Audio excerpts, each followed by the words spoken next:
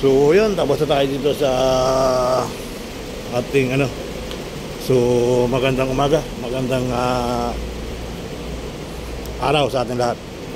So ito, kung nakikita niyo sa pantalon mga kabayan, yan yung LRT. At siguro pwede tayo lumapit dyan, ano. Wala man tayo sasakyan para tayo lalapit.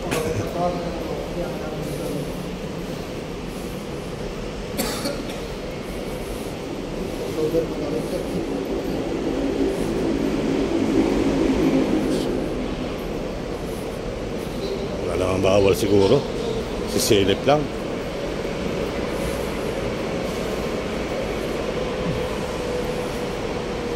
Sisilip lang tayo mga guys sa baba.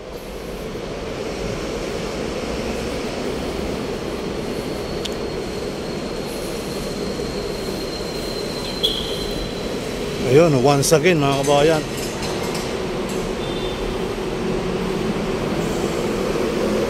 ito na yung sa second floor pa naman kukunik to.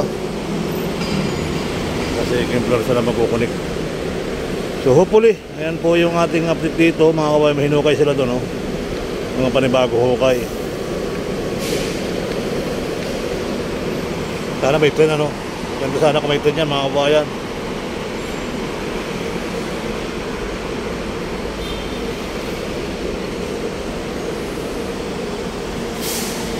So tuloy-tuloy ang unlad ng ating ekonomiya ng Pilipinas. At ito ay mangkukunik-kunik na sa mga lalawigan ng Cavite. Ayan. Shout out po sa inyo lahat. At magandang araw. So kanina nandun tayo sa kabila. So ito na yung latest update natin dito. Ayan. Maraming salamat. At don't forget to follow me. Subscribe kayo kay Sir Balayara.